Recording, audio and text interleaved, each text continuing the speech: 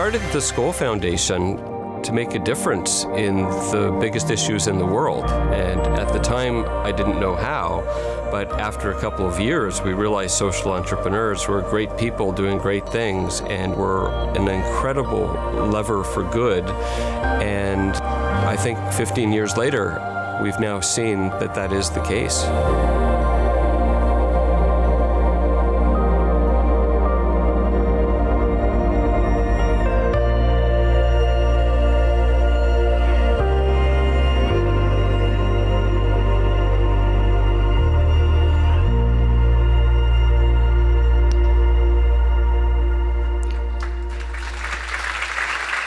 Ladies and gentlemen, please welcome to the stage Jim DeMartini and Deborah Dunn.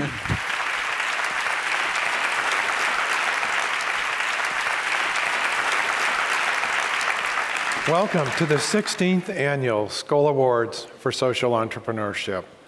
We think of the awards as the emotional highlight of the week, where we celebrate all the work that the social entrepreneurs are doing around the world and highlight 5 wonderful social entrepreneurs on the stage this evening. This is a night where we celebrate you, right there, the social entrepreneurs. You are working in some of the toughest places on earth on some of the most intractable issues. We are honored to be here with you tonight. You contribute so much. We celebrate you for your ability to see possibility and solutions where others see only challenges and problems. And most importantly, for the difference you're making in millions of people's lives all around the world. It's a special calling, and you people do it so well. We celebrate you not just for your past achievements, but for the ambitious and bold goals you've set for yourself in the future. And we know that you're going to work hard, and we're excited about the next chapters of your careers and your organizations as you achieve the outsized impact that we all want and hope for. And we all look forward to the creative and innovative ways you will all find to solve these thorny global issues.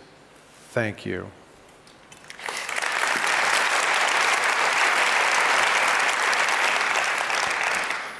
The Skoll Foundation is also marking a new chapter at this award ceremony. Now that I've recovered from a wardrobe crisis precipitated by this background, it's my pleasure to introduce the Foundation's new CEO. Don Gips brings an unusual breadth and depth of experience and relationships, spanning business, in technology as well as finance, government, where he served as US Ambassador to South Africa, and the social impact sector. He's lived and worked in the United States, South Africa, and Sri Lanka. He's known for his integrity, his inclusive leadership style, and his commitment to making a positive difference in the world. We are delighted to invite Don to join us on the stage.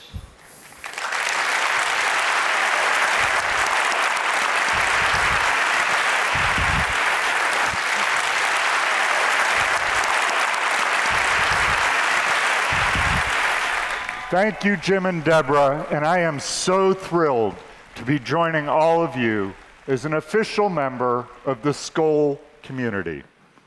What a great way to celebrate my first week on the job. And given that I am the new kid on the block, I'm going to follow FDR's speech advice to his son. For those of you who don't know it, his advice was, be sincere, be brief, and be seated. So with that advice in mind, let me begin. I've been so inspired by my time here with all of you in Oxford, immersing myself in the deep connection and collaboration that have become the hallmarks of this forum. 18 years ago, Jeff identified social entrepreneurs as the catalysts and drivers of transformational change. Those of you here in this room are proof of the power of his vision.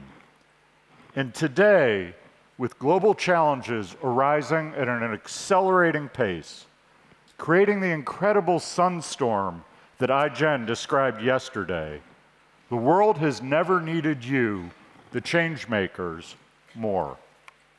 I'm both grateful and humbled that Jeff and the Skoll Foundation have chosen me to work with you to realize your vision for change.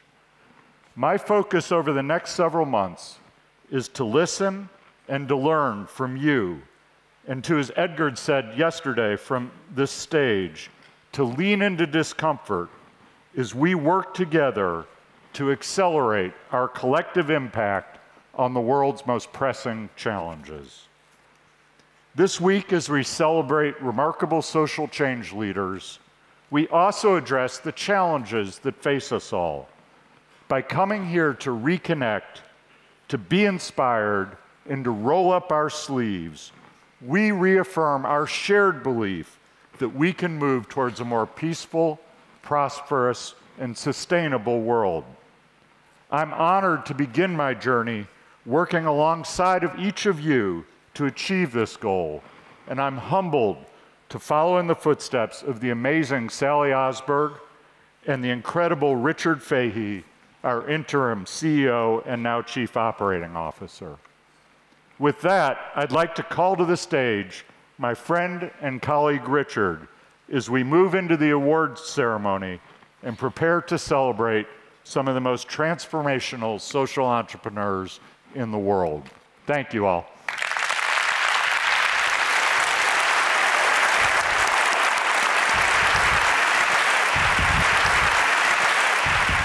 Thank you, Don, and thank you, everyone. Leadership is an exercise in making the possible real. Leaders start with an understanding of their current situation and place. They determine what they want to change, where they want to go, and they journey there, bringing others along with them. In this sense, we are all leaders with our friends, our families, in our communities, and in the organizations where we lead. But there's a special type of leader who looks at the world, looks at the current situation, and sees injustice, inequality, a lack of access to basic human needs like healthcare and education. These leaders envision a future where equality and justice and access to basic human needs prevail.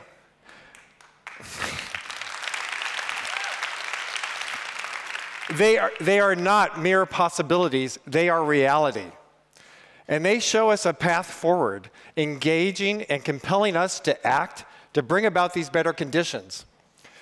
We call these leaders social entrepreneurs.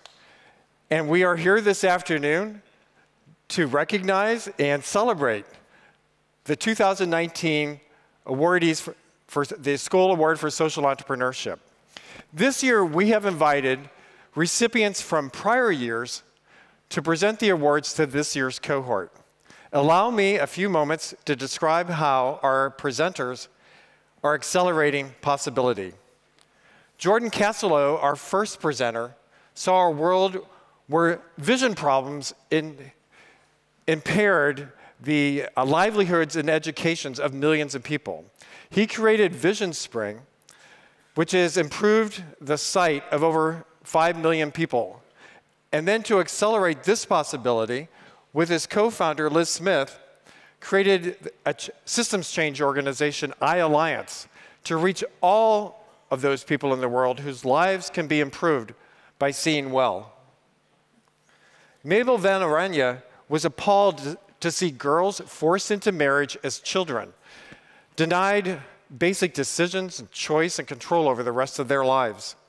She created Girls Not Brides to scale community-level organizing into a global movement to end this practice in one generation. And thanks in part to their campaigning, nearly 200 countries have committed to end child marriage under the Sustainable Development Goals.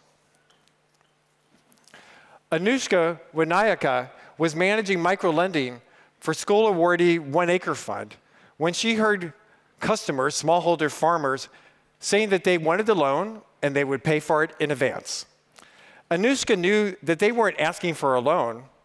They were looking for a means to save.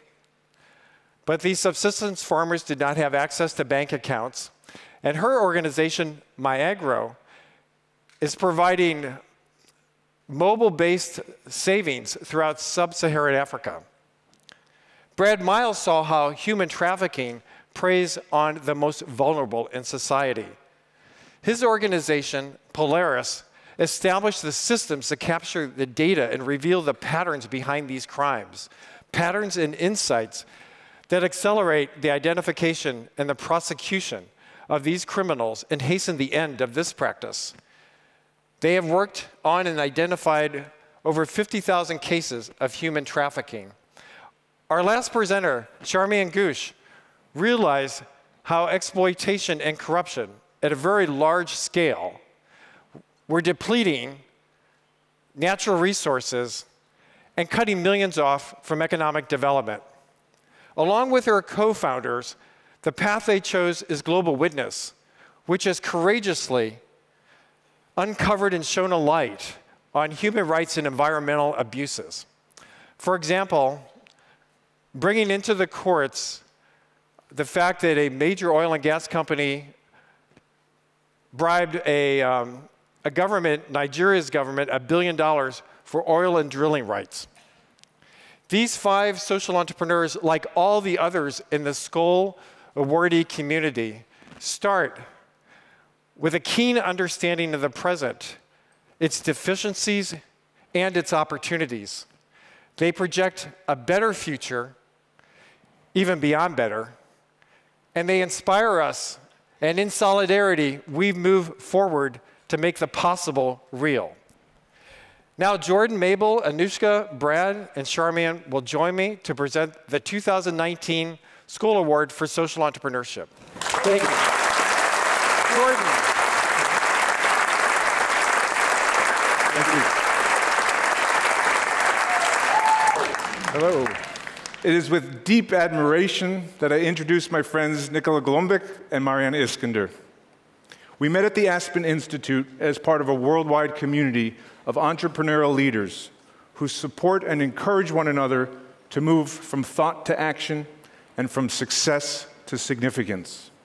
As a young filmmaker, Nicola spent her early career telling stories of the enormous human potential of South Africans, as well as their struggles. Later, as a business leader, she was struck by colleagues who bemoaned the lack of a talent pool. She knew there was a potential for powerful disruption. She met and joined forces with Maryana, an accomplished leader with a track record of scaling organizations who had now made South Africa her home. Together they, with many others, have changed the way businesses hire and young people get jobs. Harambee is the Kiswahili word that means we all pull together. That tenet is key to a stable society, one that is threatened when so many young people cannot gain access to economic opportunities. This is particularly true for countries with poor economic performance and low growth prospects. In South Africa, 1.1 million youth enter the job market annually. A year later, 65% are not in any system of employment, training, or education. Harambee is fixing these broken systems. With a robust network of partners, they help governments rethink policies that create hiring logjams. They match businesses that are ready to hire with a pool of talent that they struggle to see. And they help young people find and foster their hidden potential, moving them from learning to earning. Harambee makes society more productive and more humane. South Africa, unfortunately, stands out globally as having one of the highest, if not the highest, youth unemployment rate. And probably the statistic that would shock you is that our statistician general has estimated that roughly 40% of this generation of young people will likely never work in their lifetime.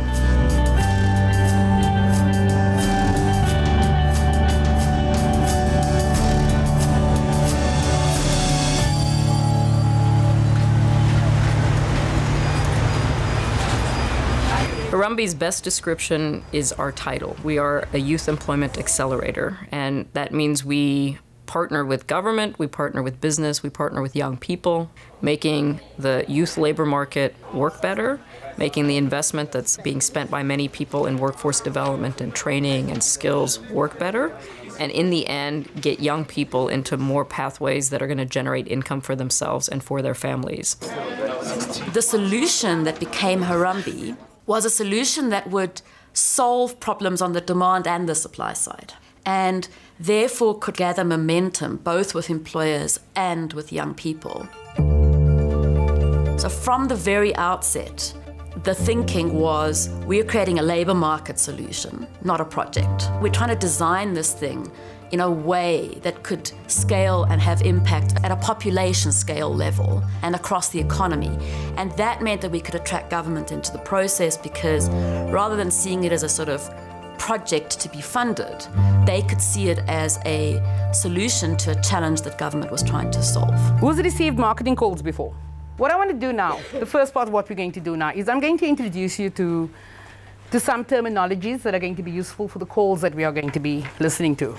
At the moment, you've got a lot of young people trapped in urban areas, unable to access opportunities, unable to afford the cost of job search. They need to be networked, they need to be pathway managed, and at the same time, you've got to do what the private sector can't do by itself. You've got to catalyze opportunities in those economically depressed areas. And this is where Harambee and ourselves are entering quite new territory by actively working with firms that operate in our slum areas and creating pathways for those firms to evolve commercially and become local employers. We are actively combining economic development with youth workforce development and connecting the two in a more structured way. That's been missing historically. We started Harambee in a very traditional way, which was to say, how do you get a group of businesses to think differently about who they bring into their environment and how they bring them in? And so the idea was to say, could we create a network that allowed those businesses to find young people that were invisible to them? As a pathway manager, we use different tools to get data of what young people are really good at and find the hidden potential, as opposed to just the qualifications, typical work experiences. So we then use different algorithms and teams that look at that data to match them and to give them a leg up on the opportunities that they would have never been visible for. Harambee has got a number of roles that it plays, one of which is as a labour market change agent, and it has a huge ability to influence the way people access work, and in our industry, entry-level work has been a bit of constraint to growth. And so over the years, we've established a closer and closer relationship where Harambee's excluded youth as a skill pool into the BPO sector. You have absolutely no control over the customer's accent. You have no control over the customer's rate of speech. So you need to be equipped to handle that. What's been really interesting is that the speed to productivity of these learners coming out of Harambee has actually not been any different to the speed to productivity of experienced staff. In fact, they've been more willing to learn, to put in the extra time. It's been a fantastic story for us. Harambee prepares you. They teach you focus, they teach you how to channel your energy, what is it that you need to do when you get into a workplace. I do meet a lot of unemployed people. My best advice to them is go to Harambee. It gets you ready for the world of work.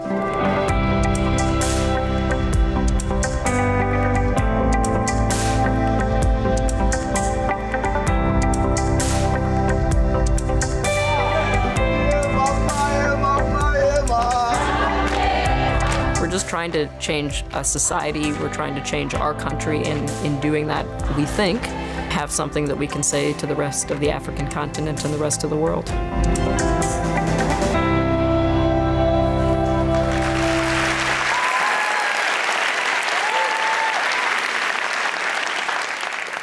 And now the fun part. Welcome to the stage, Nicola and Maryana.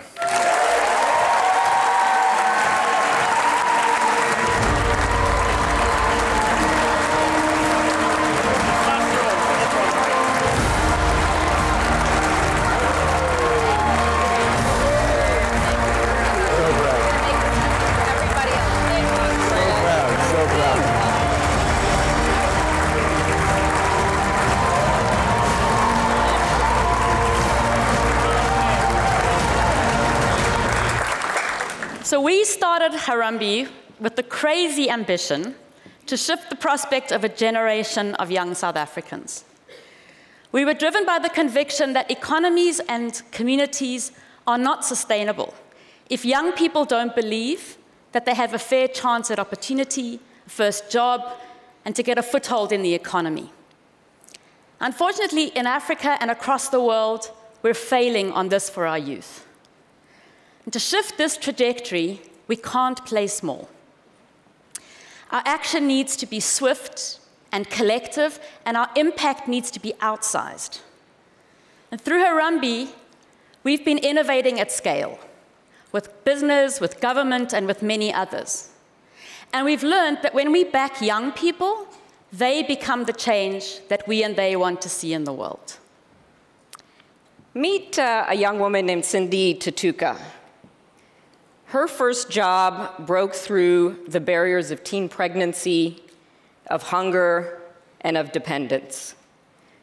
Just like the 500,000 young people that Harambee has learned from, and the millions more that are just like them, Cindy had to zigzag around so many obstacles on her way to employment. No money, no networks, no way of showing the world her potential and what she was capable of.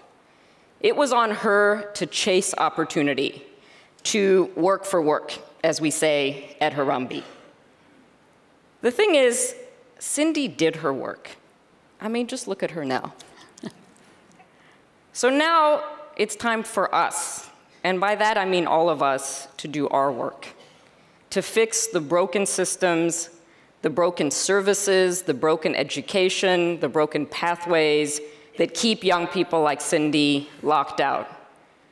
Businesses need to hire differently. Governments need to spend differently. Donors definitely need to measure differently. Can I get an applause for that? And those of us working on this, and all of you in this room that are committed to solving the world's most pressing challenges, our work is to keep falling in love with the problem and not staying in love with our solutions.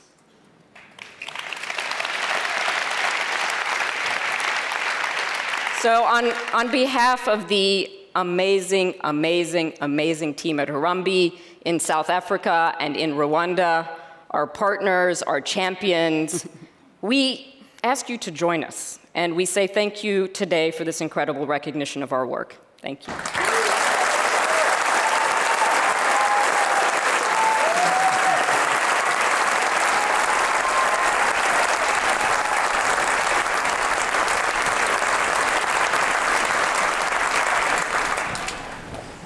I am super excited and truly delighted to introduce Nancy Lublin and Crisis Text Line. I first met Nancy more than a decade ago, and I immediately liked her. She was running Do Something, the largest global organization enabling young people to make positive social change happen, both online and offline. Nancy's pure passion, her fearlessness, her commitment to make a real difference, and her wonderful wittiness, they all immediately struck a chord. I had met a fellow changemaker. Now, Do Something is all about doing something fun, positive, possibility, hope, and change. However, Nancy noticed that too many of its members were texting in to ask for personal help. And that's where Nancy came up with the idea for Crisis Text Line, a free 24/7 support service for those in crisis. As you know, I work on ending child marriage. Through that lens, I see some of the many challenges, the violence and the inequalities that adolescents are facing all over the world. Real-life stories of abuse, of doubt, and of despair. But I've also seen that helplines, like Crisis Text Line, can literally become lifelines for those in trouble. Recently, Nancy told me that her work with Crisis Text Line is the most challenging, the very hardest of everything that she's done in her life. And when she speaks shortly after this, you will understand why. But she also told me that it is the most impactful thing that she's done. Because Crisis Text Line does not only bring relief to those in crisis, it also actually saves the lives of those who've given up hope. 65 million Americans are experiencing some form of mental health issue. The numbers of young people are somewhere between 1 in 3 and 1 in 5 by the time you graduate high school will have contemplated suicide. Back in the 2000s, the world was majority text, but still the only way that they could access care was either in person in therapy or by phone. So we said there is a huge missed opportunity here. Someone needed to make a hotline by text. So we built it.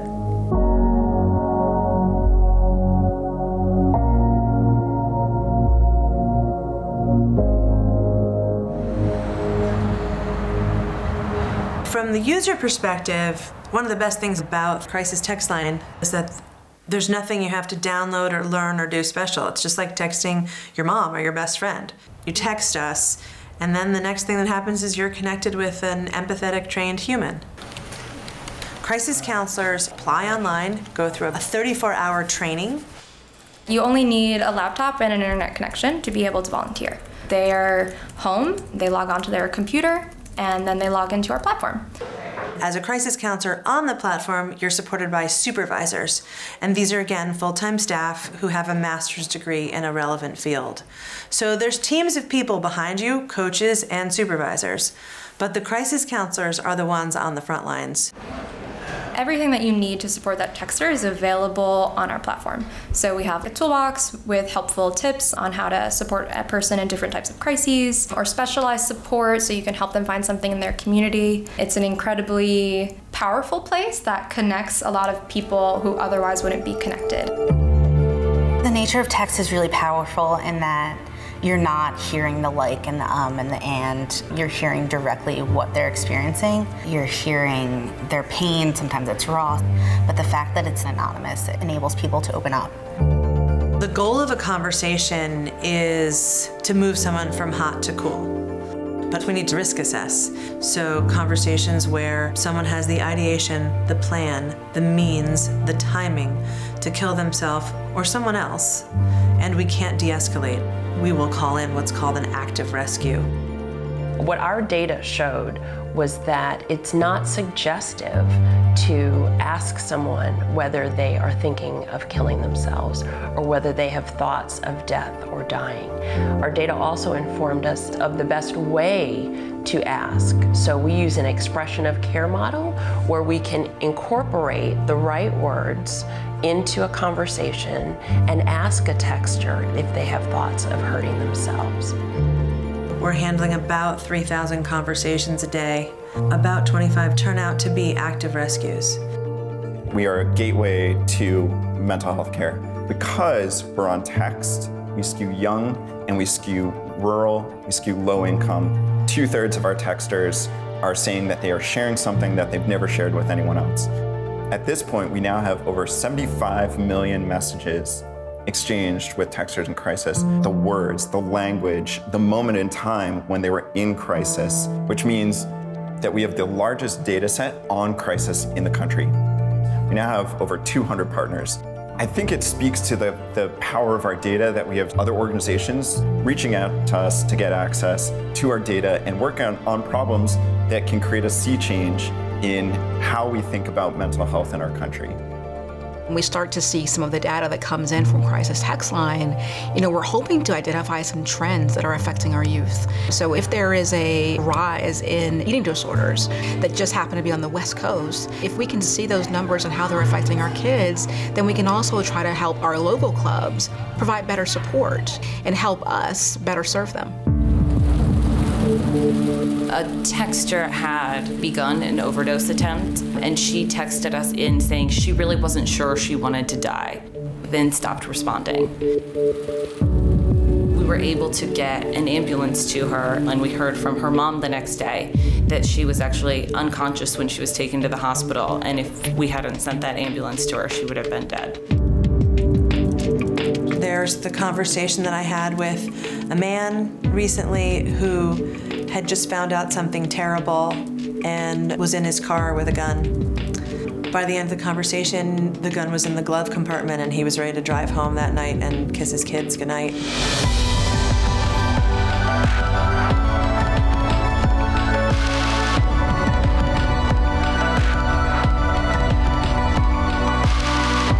We got a lot more work to do. We're already operating in Canada and the UK, and my hope is to do 12 more countries in the next 3 years, so that we're in 15 countries by the end of 2021. We'll be spreading empathy and really creating more human connection around the world, and that will be awesome.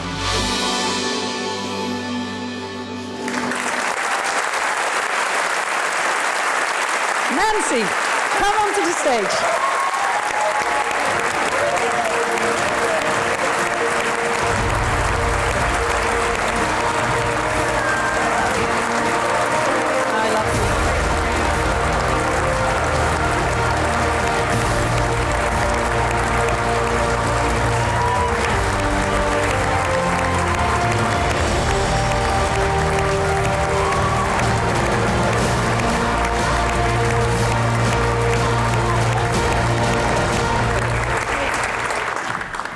He won't stop raping me. It's my dad. He told me not to tell anyone. And the words, "Are you there?" I was working in a different organization when that message came in. So we sent a phone number for a hotline and never heard back. We sent the phone number again, never heard back. And I've personally tried that phone number. I've tried texting it, I've tried calling it, and never heard back. I don't know if it was a burner phone. I don't know if her father saw the message. I don't know if she's dead or alive. And I've always used a female pronoun when I tell this story, and I don't know that that texter was a female. And that was the inspiration for Crisis Text Line. Over these first 5 years, we've learned that strangers, helping other strangers in their darkest moments, all by text, works. We've learned to use data as a muscle that makes the entire body faster and stronger. We've learned to expand collaboratively to other countries like the UK and Canada, multilingual. And we've learned to pioneer a distributed labor force, which is a fancy way of saying volunteers at home in their jammies. Mostly, we've learned that there is a lot of pain out there. The next 5 years, we're gonna slay that pain.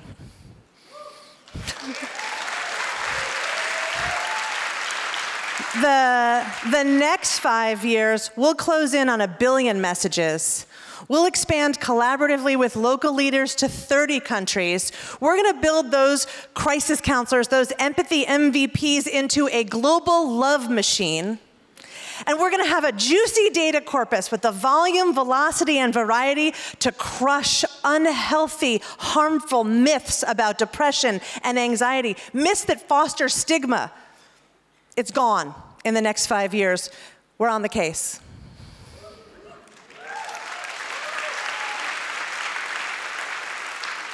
And when I say we, on behalf of that love machine, on behalf of that community, we accept this award in the name of that texter.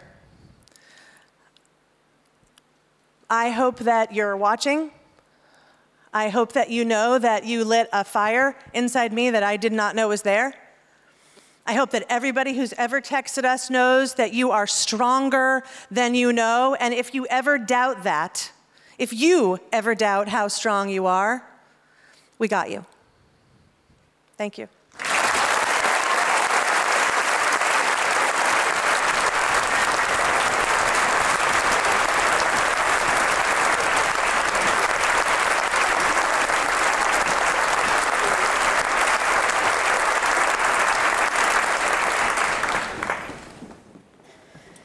I am so excited to introduce Gregg and M Pharma to the stage. For the last decade, I've worked with smallholder farmers. Farmers are the biggest group of poor people in the world, and after fertilizer, their second biggest expense each year is healthcare. And it's because they don't know how much the medicine will cost, they wait. So they fall ill and they wait, and they wait, and they wait. And if they finally make it to a doctor, then it really is expensive because they've waited so long. And mPharma is solving this. They're making medicine accessible and affordable. They're making sure that pharmacies have stock and that families know how much the medicine should cost. This is so important. They're using data in a really thoughtful way to make supply chains reliable. And it's making sure that medicine gets to the people who need it the most. It's incredibly important. It affects millions of lives. And just to give you a personal example, in 2008, I moved to rural Kenya, to this really small town. Claim to fame was that it was the last truck stop before the Ugandan border. And I was so excited to start my job. And that first week, I fell really ill. I ended up getting malaria and pneumonia. For those of you who know me, if I do anything, I do it all the way. And because I was slightly delirious, my boss kindly offered to walk me down to the clinic. So we're walking down the dirt path, see the doctor, he does some tests. He handed the bill to my boss. And then they started to negotiate. And I'm not saying like a polite, we're a frequent customer, can you take 10% off? It was like a real in-the-market type of haggling. And I'm watching this going back and forth, and I'm thinking, oh my God, this is my life. I'm negotiating for medicine. Can you just imagine what it's like to be sick and anxious and worried and have to negotiate for life-saving drugs? This is the problem that Gregg and the mPharma team is solving. And they're doing this across Africa, 250 clinics serving hundreds of thousands of patients each day. Let's see how they do it. I don't choose when I fall sick, but when I fall sick, I have an immediate cost.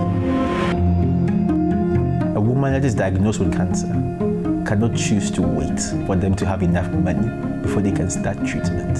Someone with heart failure cannot say, you know what, when I get enough money, I will start treatment. And in countries where people overwhelmingly have to pay out of pocket, and the drugs are so expensive, it's a life or death situation. People don't have the luxury to wait.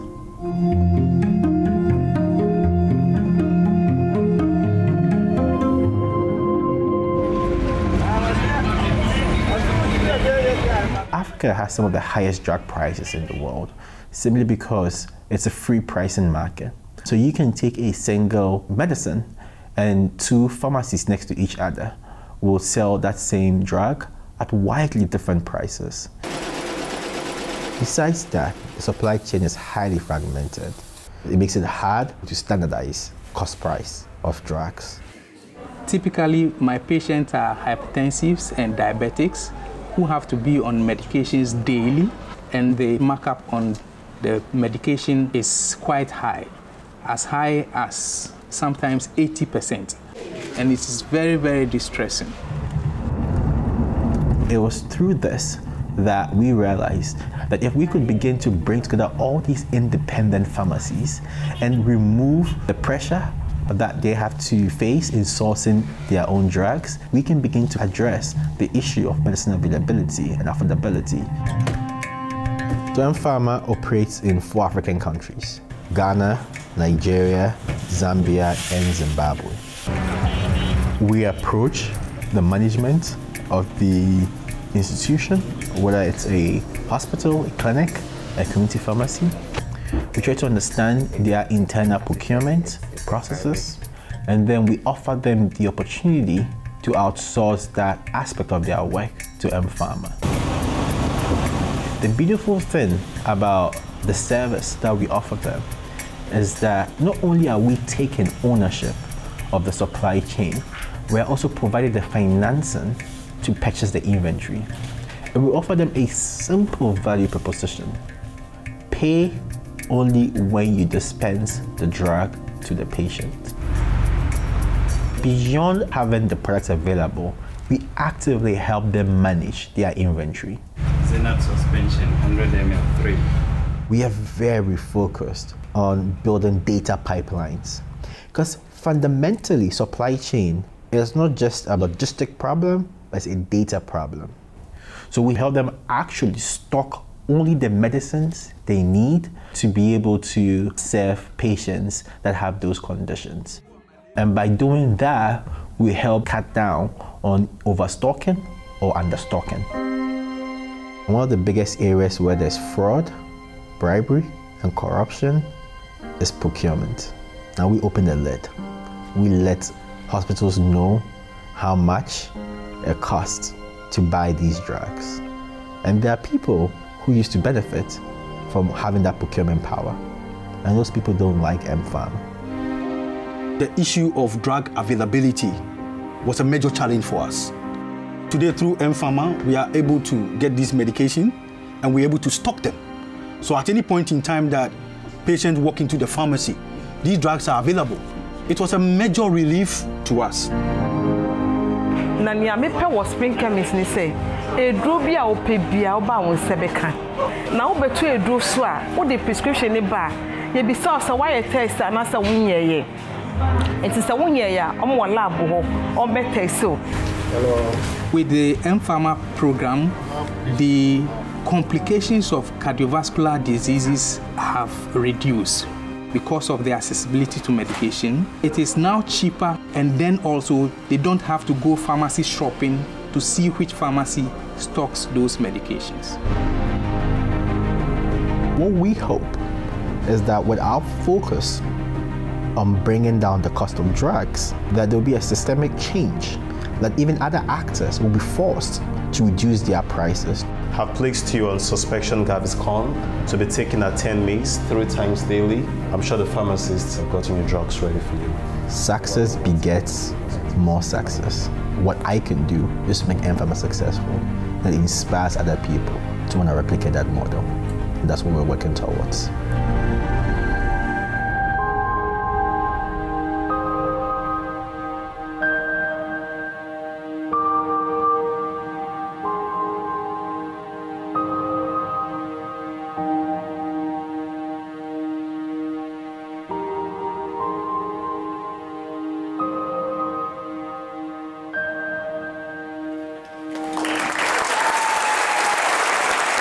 Congratulations, Gregory Rockson.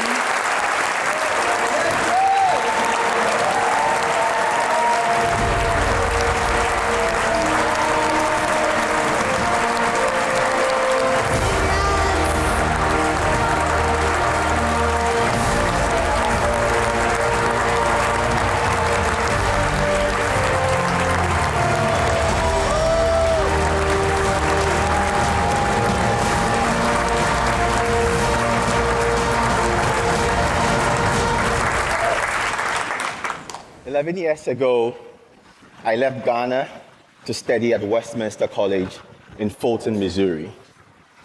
A few days after I arrived, Barack Obama was inaugurated as president.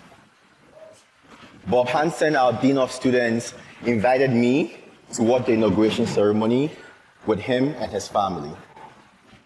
But I slept through my alarm. In my shame, I sent an apology email.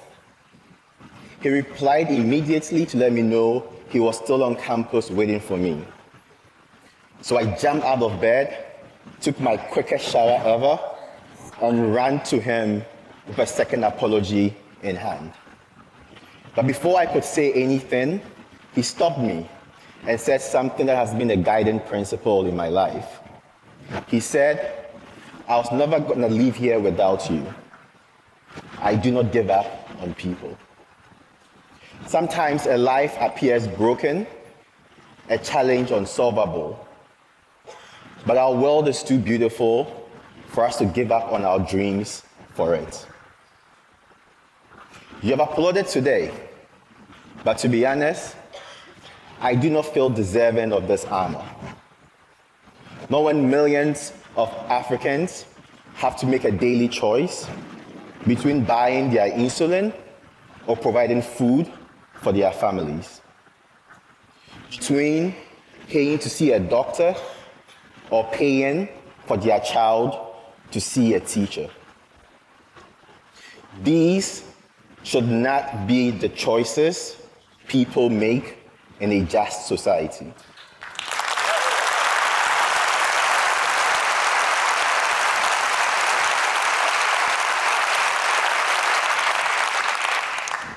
For me, and I'm sure it is for all of you, speaking about healthcare is deeply personal.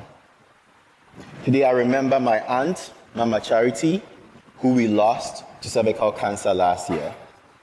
I think of my dad, who's a survivor of prostate cancer, and my mom, who lives with diabetes.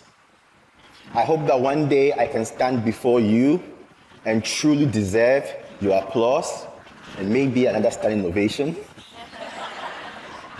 When mPharma ensures that every African is not denied access to high-quality medicine because of their socioeconomic background.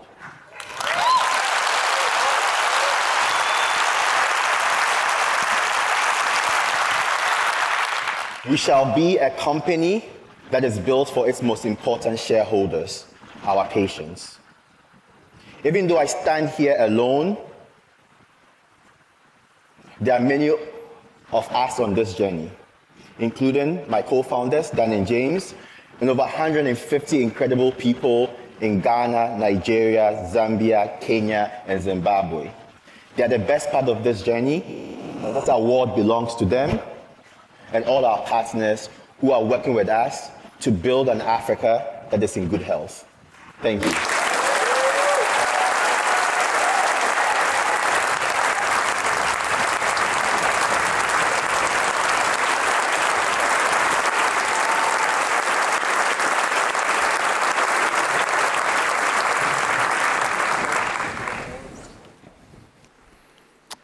I am honored and excited to be here to introduce Julie Cordua of Thorn.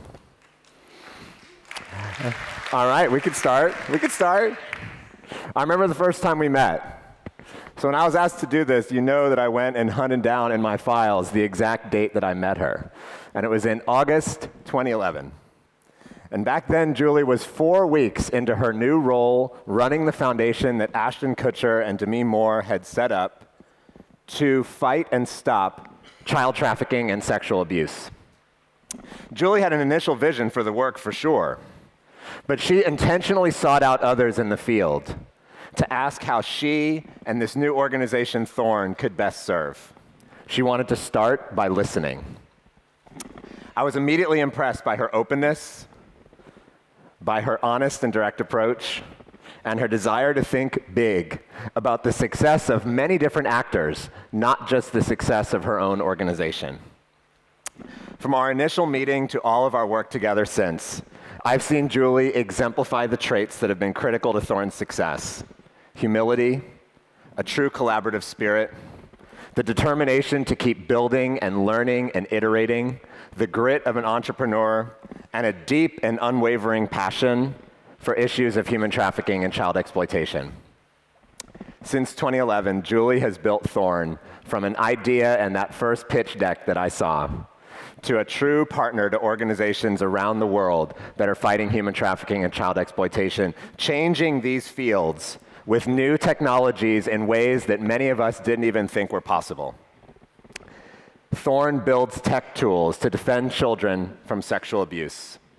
They combine massive amounts of publicly available online data with smart algorithms to help law enforcement identify child sex trafficking victims. And they use their data to develop campaigns to reach and deter potential customers of abusive content. Check this out.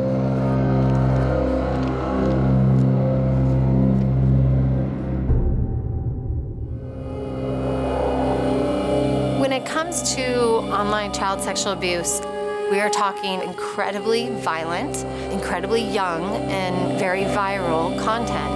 And it's not talked about in our society because it is probably the darkest topic you can discuss. But the part of childhood that we see should not exist.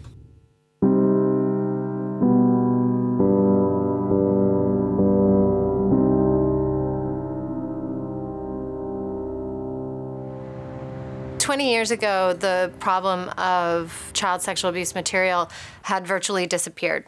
Before, people would have to pass them through the mail, and there was a small community of people. And then as advancements in technology came, it just exploded. Faster internet speeds, cameras in our hands, anonymity on the dark web. That is a hotbed for being able to do the worst things to a human and hide behind a computer screen. More than 60% of the images are infants and toddlers or prepubescent. And in the last 7 years, we've seen the amount of child sexual abuse material on the internet grow by over 700%. Technology had dramatically changed the game when it came to child sexual abuse, and yet technology hadn't kept up in the response. And so that was why Thorn was created. The approach that we took was first to collect as much publicly available data as we could. Right now, depending on what type of crime and what type of environment, the time it takes to get to a child can be hours to years. And data can help us build tools for law enforcement to help them get to a child faster. If an officer is looking for a missing child, and it may likely be a trafficking victim, they can log into our tool Spotlight and enter the information they have about that child. And our tool will, within portions of a second, scan all information online related to the buying and selling of sex, which is where a child will be sold if they're trafficked, and look to see not only in their jurisdiction, but anywhere in the country if there's any information related to that child. When we're conducting investigations of human trafficking, one of the things to note is that our traffickers move. They're constantly moving their girls. The problem it creates for law enforcement is I have a short window or a short amount of time to identify these victims. Spotlight saves us time. In the old days, it took a lot of hours and a lot of manpower to conduct investigations. When I sit down at my desk in the morning and I use Spotlight, I can identify potential victims within minutes. It works.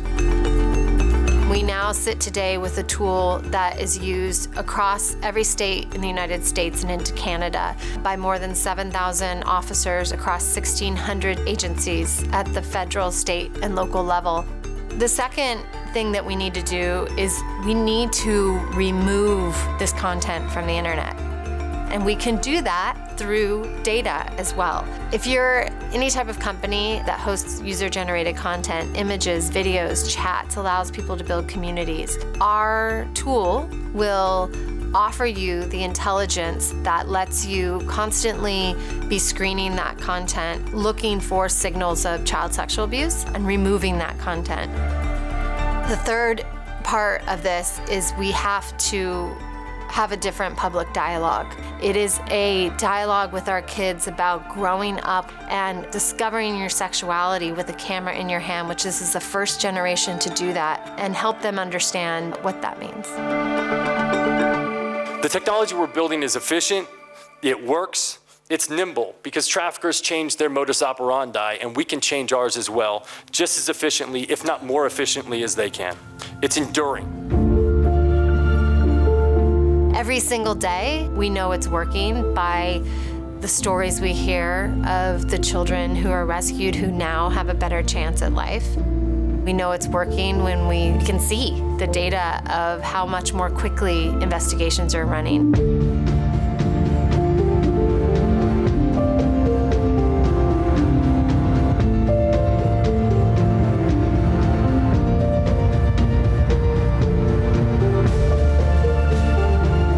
What has to happen is that approach has to scale. When data sits in silos, it is not serving the child. What we need to be doing is building systems that can be leveraged globally and work so that those on the front lines can do their jobs as quickly as they can. I want to create a world where every child can simply be a kid, thrive in their innocence, in their playfulness, in their curiosity. And if we can be a part of creating a world like that, that's worth every minute of the time that we all spend on this work.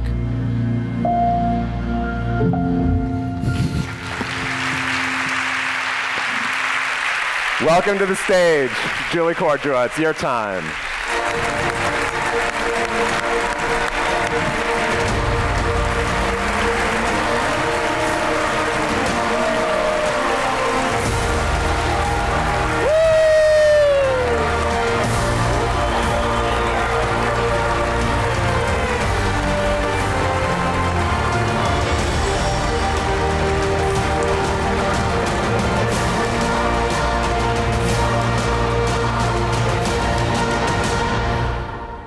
Does everyone need a deep breath? Because I do.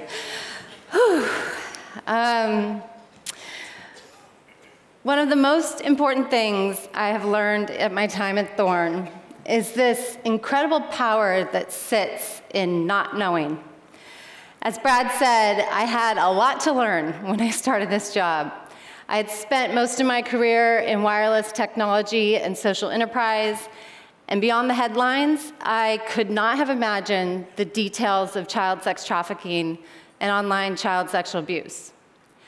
I couldn't have imagined it because, as I have come to learn, these crimes are beyond imagination. And that is the dark side of not knowing. When things are shrouded in darkness, or hard to look at, or we choose to look away, then abuse and injustice thrives. 2 years into this work, I got a call from 2 federal agents who asked us to help them find a little girl who was featured in hundreds of child sexual abuse images that had been circulated online for more than 2 years. And I had to say to them, we can't help you. We're very young. We just started building technology to work on child sex trafficking, and I don't have anything that can help with this case, but they persisted. And we sat alongside them for another 1.5 years while more images and more videos of her abuse circulated until they ultimately found her.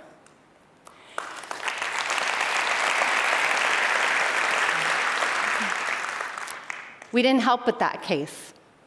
It was probably one of the most painful and frustrating 1.5 years of our entire team's life, because we sat there with them and we saw through the whole process every place where technology would have helped, where we would have found her faster, we would have stopped her abuse, stopped her trauma, and removed an abuser from society if just someone had invested in the tools that they had needed before that case came along.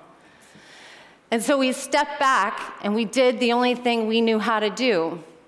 We began to build.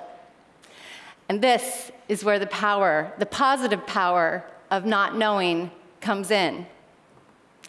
We didn't know the obstacles we would face. We didn't know how hard it would be. And we didn't exactly know the right way to do it. But a bit of being naive can open up some incredible possibilities for innovation. We did the one thing we knew how to do. We built technology that could deliver measurable impact. And it forced us to partner deeply with those on the front lines who did know. We partnered with those who we build for, partners all around the world who work on behalf of these children, and we enabled them to work better and do their jobs faster on behalf of the kids that we all serve. We are so honored tonight to have 2 of my colleagues and my board member here with us tonight, and 37 people back home building these tools right now, serving more than 38 countries. And we're honored to be recognized in a room full of social entrepreneurs who go to the issues that most of the world doesn't even know about, that most of the world doesn't see. And often you go when the path is unknown, and you thrive in that ambiguity, and yet you choose to act. And that creates this incredible space for positive impact. Thank you.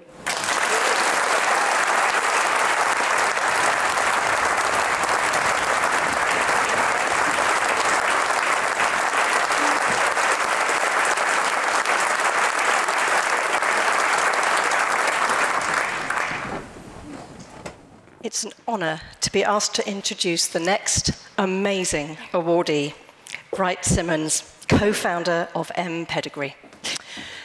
Now, I'm often asked, just what the heck is corruption? And for me, and all of us at Global Witness, the answer is very simple.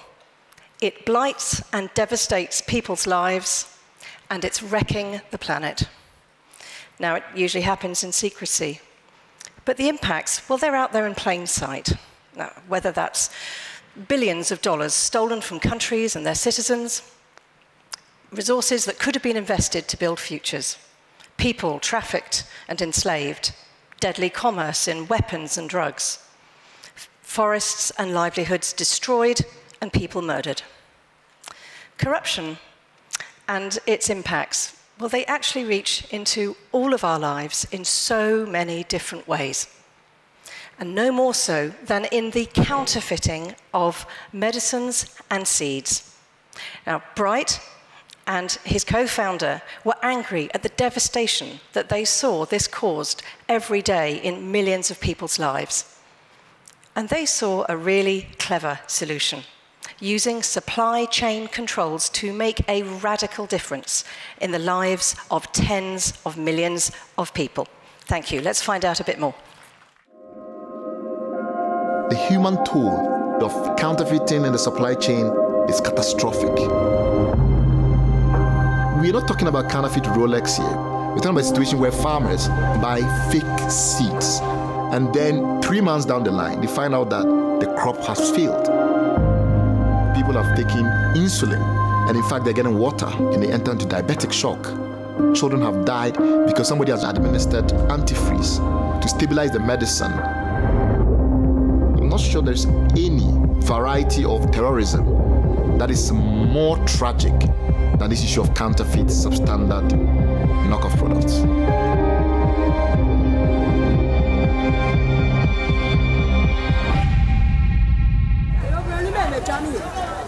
The problem of counterfeiting is a subset of a broader set of supply chain problems around trust. When you go to the market and you pick up a product, as a consumer, you're completely blind as to what you're getting. And governments are supposed to regulate these spaces and make them safe for everyone, but governments are heavily limited and heavily constrained. There are places in the world where walking into a pharmacy and picking up a flu shot could be as dangerous as playing Russian roulette. In one estimate in Nigeria, early in the 2000s, 80% of medicines tested failed quality assurance. So in those days, you had 4 in 5 chances of getting the wrong thing. 2 years ago, a young guy came in. He has had 2 sessions of anti-malarials he bought by himself. Nothing prepared me for what I was going to see. His kidneys were beginning to show signs of early failure. And for a young guy of 17, he died whilst waiting for dialysis. It's one of the saddest, most harrowing experience of what a fake drug could do. In total, supply chain crime may exceed $1 trillion worldwide. Counterfeiting alone is estimated to be a $500 billion plus problem. mPedigree's solution is looking at the counterfeit scenario from a more proactive point. We thought that if we could link every product with a unique identification marker, such that somebody can use a mobile phone to make a simple query and find out if they are buying an original product, using that unique marker as the reference, then we will be able to assure the consumer that they are buying an original product. That number would have to be hidden behind a panel that can be easily scratched off. 1624. This code is one-time use, it's unique, and it cannot be guessed in advance. And then they will send it by text to a toll-free number. It goes into the system, and then the system will then cross-check it with all the unique numbers that are for that particular product brand. And then it will return a response, either a positive response or a negative response. Okay, it has come. This is an original product. Okay, that's marketed by Zenith Pharmaceutical Limited. In very practical terms, it means therefore that the consumer in the market holding the product in their hand with a mobile phone for free, can validate, which now makes this product very likely to be safe and of the right quality. mPedigree introduces technology that enables an ecosystem to form around a core, where that core is transparency and accountability. Distributors who use the system to improve the traceability of their distribution process. And we have retailers who use this to reassure themselves of the confidence of what they are getting from the supplier. And we have government who use our software to mount surveillance in order to concentrate their resources much more effectively. From the regulatory standpoint, now you have a tool that actually collects that data. It enhances their ability to police the market. It enhances their ability to have market visibility. We are fully active in Ghana, Nigeria, Kenya, Uganda, Tanzania, Egypt, India. It's not about amassing billions of dollars. It's rather about amassing billions of people trusting the products that they buy, as well as providing complete visibility of the supply chain in ways that have never been thought of before.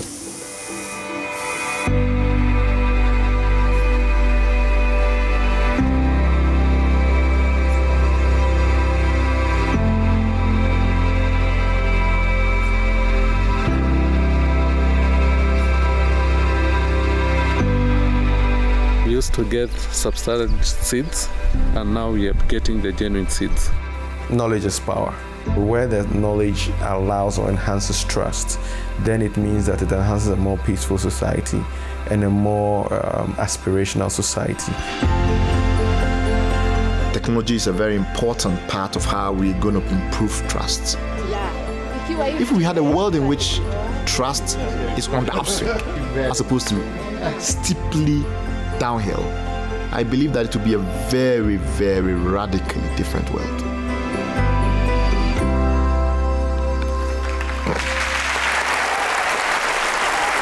Congratulations, welcome to the stage, Wright Simmons.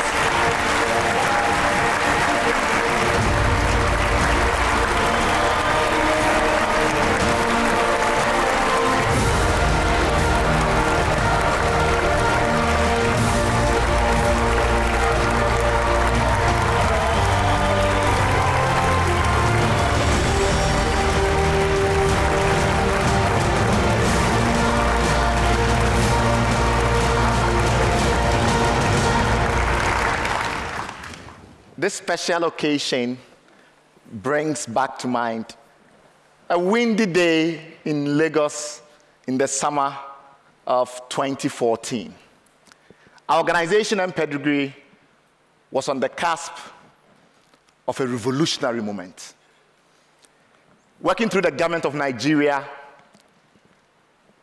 we convinced the powerful pharmaceutical industry to agree to a protocol that will enable a box of medicine produced in any part of the world to be tracked from the factory or the location of manufacturing through the distribution channel all the way into the hands of the consumer, who then, with a mobile phone, can validate the source of that medicine.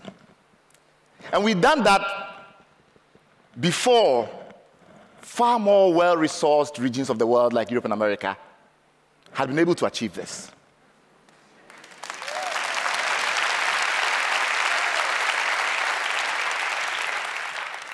It was a few hours before I was to move on to a stage like this one, powerful pharmaceutical industry executives before me, to do a demo that will convince them to do in Africa what they hadn't done in Sweden. It was as if we were walking on water. And then, a few hours to time, they struck, cyber attackers. They were trying to bring down the toll-free number through which consumers were used to do the validation. In a moment of momentary shock, most traumatic experience of my life, it dawned on me that I was going to depend on other people to rescue the situation.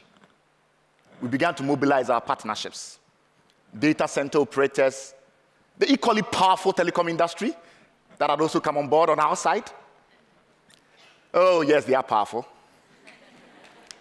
And as we began to gain the upper hand and the hackers and cyber attackers retreated, they left us a message that has stayed with me all my life. Don't celebrate yet. Don't celebrate yet. And that taught me one thing. Just as there are social entrepreneurs, there are anti-social entrepreneurs. Just as we are committed and we are driven, and some of us are smart, they are also committed and driven and smart, but they lack one thing. And that thing they lack is that they don't have the trust and the solidarity that binds this room.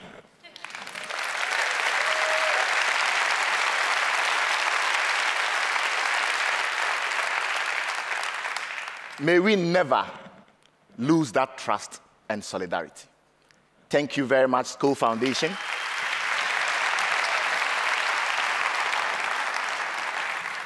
On my behalf and on behalf of Selorm Branttie and the amazing mPedigree team, I'm glad to accept this award.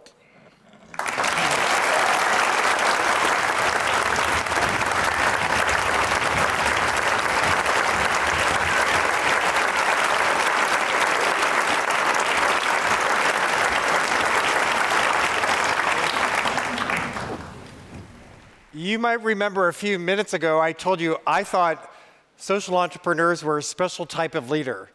I hope you agree with me now. Let's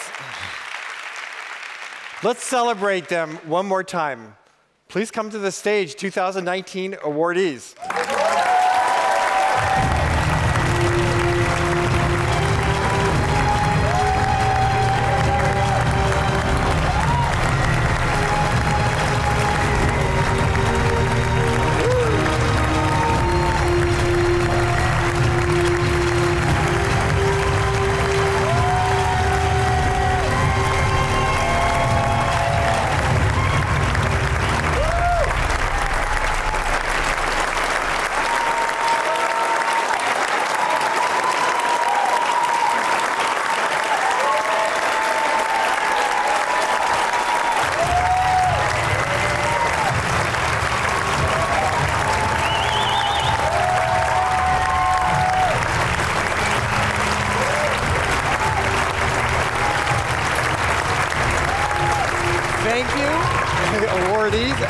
Social entrepreneurs here, and all of you. Thank you.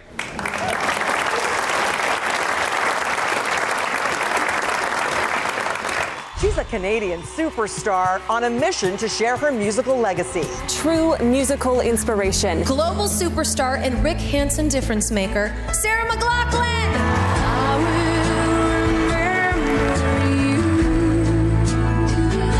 Her story starts off in Halifax, where as a teenager she performed her first gig with a young band. There was 400 people there. They were dancing, they were smiling, and they were loving what we were creating. And I thought, this is the best drug in the world. She was signed to a record deal at 19.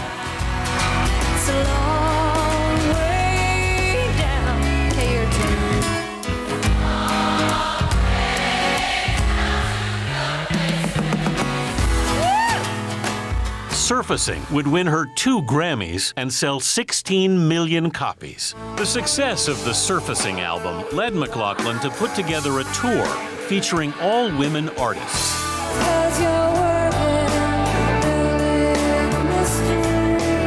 But promoters told her an all-female bill would never sell tickets. I was like, well, that's ridiculous. In its 3-year run, Lilith Fair drew some 2 million fans. It also raised millions for McLachlan's charity foundation. And we gave it women's shelters and women-oriented charities, and that felt amazing.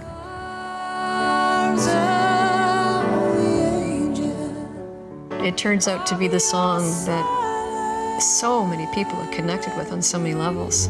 Especially when the song was used in a commercial for the ASPCA. Yeah, boy, that ad worked like a hot damn. It really did. It just raised $30 million or something? Yeah, over $30 million bucks. These days, Sarah's using that voice to help charities like War Child. Why don't we just break down the cost of making a rock video and give all that money to some needy charities?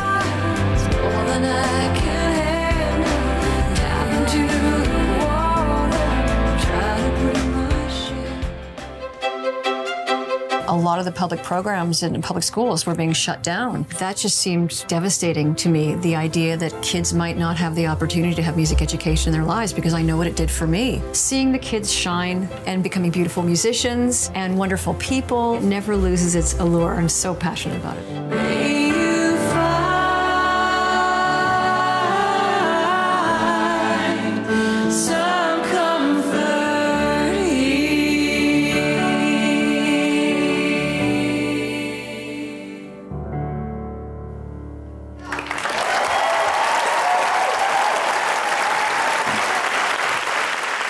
Thank you so much. I am so humbled and honored to share the stage with so many amazing change makers here today. This is an incredible opportunity, and I'm so thankful for it. You know, I think we all have unique abilities to make and create meaningful change in the world, and music has always been the path for me. It is my great gift. It's always been a constant friend for me, and I'm so thankful for it. So I'm happy to be here to share with you my gift.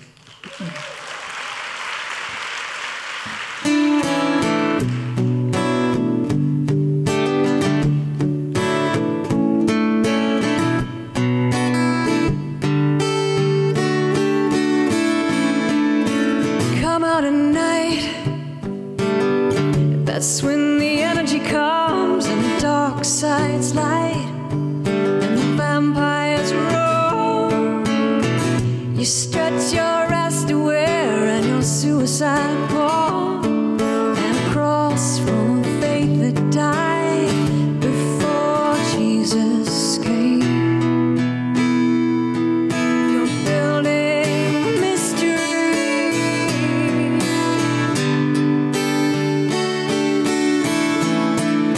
You live in a church where you sleep with voodoo dolls, and you won't give up the search for the ghosts in the halls. You wear sandals in the snow, a smile that won't wash away. Can you look out the window without your shadow getting in the way? Oh, you're so beautiful with an edge and a charm, and so careful when I'm in your arms, 'cause you're working, building a mystery, holding on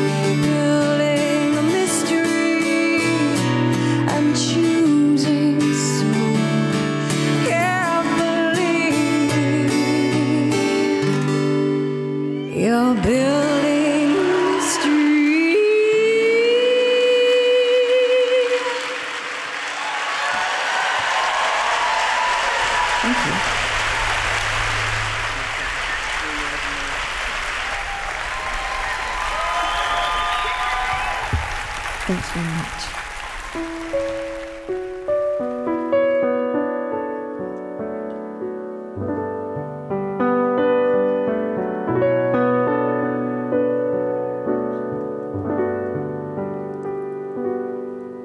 Listen as the wind blows from across the great divide. Voices trapped in yearning, memories trapped in time. The night is my companion, and solitude my guide. Would I spend forever here and not be satisfied? And I would be the one to hold you down, kiss you so hard, I'll take your breath away. And after I'd wipe away the tears, just close your eyes, dear.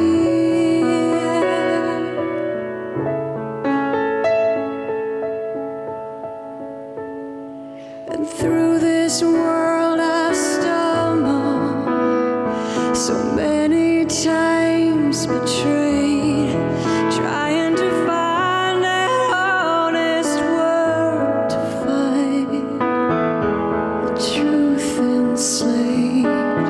Oh, you speak to me in riddles and you speak to me in rhymes.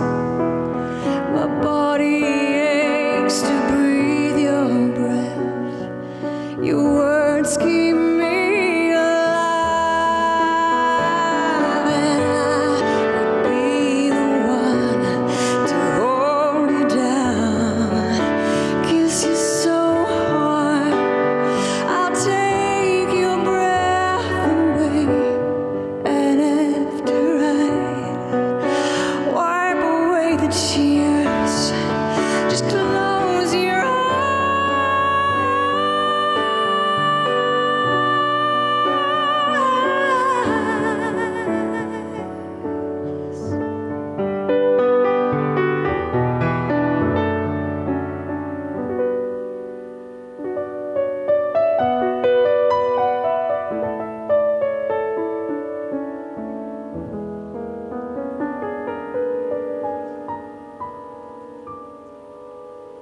Into this night I wander, it's morning that I dread, another day of knowing of the path I fear to tread. Oh, to the sea of waking dreams I follow without pride, 'cause nothing stands between us here, and I won't be denied. Would be the one to hold you down, kiss you so hard, I'll take your breath away. And after I wipe away the tears, just close your eyes, dear, and I'll hold you down, kiss you so hard, I'll take your breath away. And after I wipe away the tears, just close your eyes.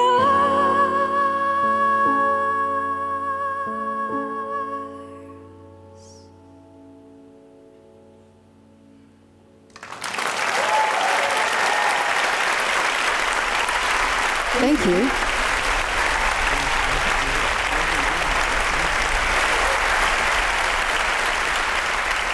I'm a little bit obsessed with love. I love singing about love. I love thinking about it, love in all its many forms. And that last one, you know, over the years, not recently, but people used to come up to me and tell me that they'd walk down the aisle to that song. And it's a love song, yes, but it's about a stalker. From the perspective of a stalker. And so, walk down the aisle, I'm like, oh, that's lovely. I hope that works out for you. Never said anything. But this next one is also about love, but it's about friendship and redemption and forgiveness. 80, I do believe I failed you. 80, I know I've let you down. But don't you know I tried so hard to love you in my way. It's easy to let it go.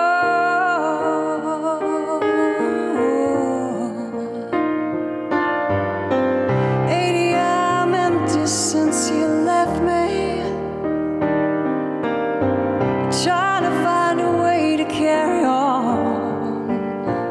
Well, I searched myself and everyone to see where we were wrong. 'Cause no one left a finger, there's no one here to blame. There's no one left to talk to, honey, and there ain't no one to buy our innocence.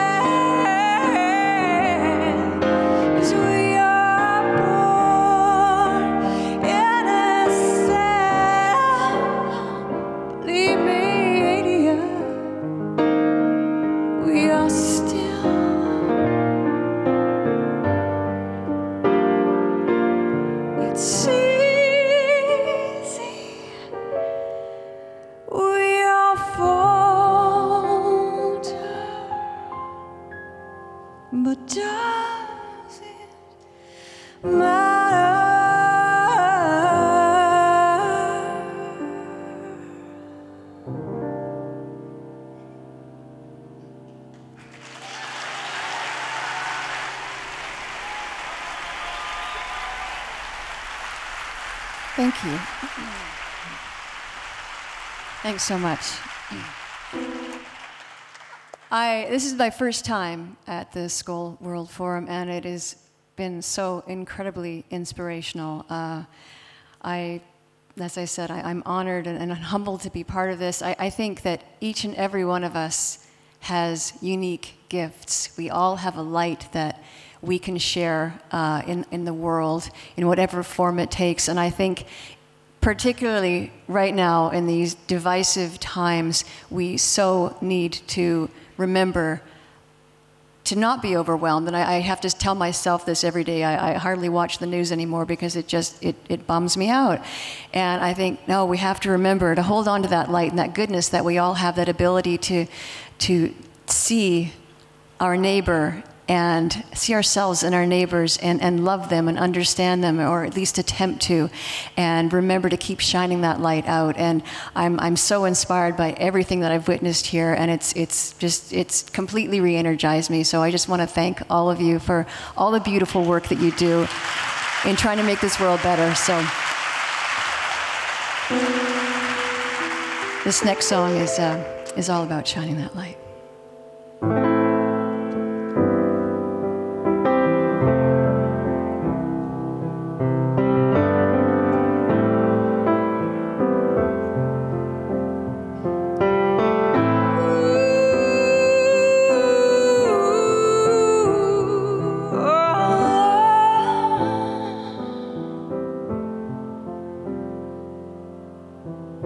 Hearts are worn in these dark ages. You're not alone in these stories' pages. The light is falling amongst the living and the dying, and I'll try to hold it in. Yeah, I'll try to hold it in. The world is on fire. It's more than I can handle. Tap into the water. I try to bring my share. I try to bring more than I can handle. I bring it to the table. I bring what I am able. I watch the heavens, but I found no calling. Something I can do to change what's coming. Stay close to me while the sky is falling. I don't want to be left alone. Don't want to be alone. The world is on fire. It's more than I can handle. I tap into the water. I try to bring my share. I try to bring more than I can handle. Bring it to the table. Bring what I am able. Hearts break, hearts mend. Love still hurts. Visions clash, planes crash.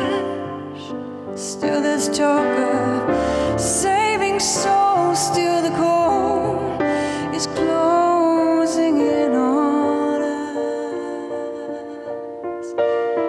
Hey, oh.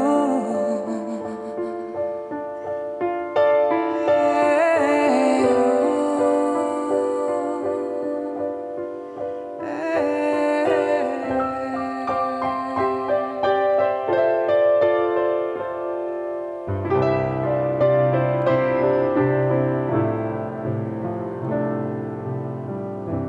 Part the veil on our killer sun.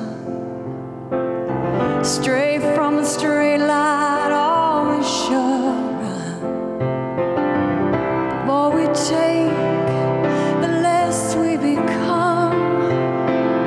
The fortune of one man means less for some.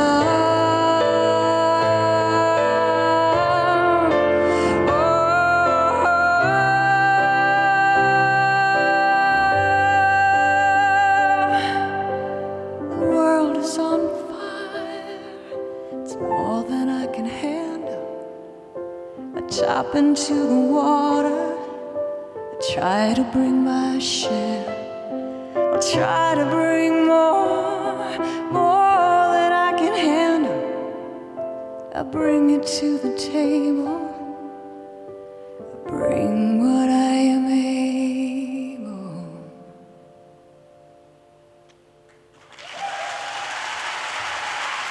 Thank you so much.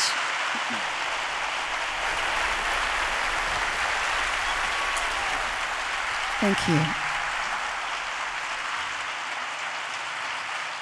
So, my great passion is music and children and education. And, you know, we have this beautiful, beautiful project called the Sarah McLachlan School of Music. I've been running it and helping fund it for the last 17 years in Vancouver. And 3 years ago, we opened in Edmonton, which is another city in Canada, and Surrey as well. And we serve over 1,000 children every year. And it is, thank you. It's such a great joy and privilege to watch children grow up and thrive and become these beautiful, well-rounded, emotionally in tune adults. It's been such a gift to be part of. So I think, you know, you saw a little bit of the video. My senior choir, I try and give a lot of the kids from the school many opportunities to perform, and we did a little Christmas video to this next song just a few months ago, and it's always so lovely singing with them. So this is called Angel.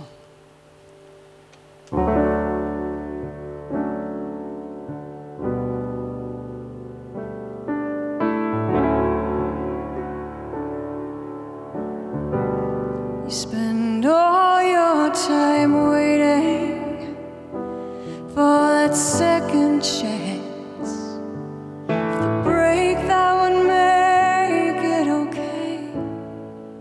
There's always some reason to feel not good enough, and it's hard at the end of the day. I need some distraction, oh, beautiful release. Memories seep from my veins, letting me be empty, oh, weightless, and maybe I'll find some peace tonight in the arms of the angel. Fly high from here, from this dark hotel room, and the endlessness that you feel. You are born from the wreckage of your silent reverie. You're in the arms of the angel. May you find some comfort here.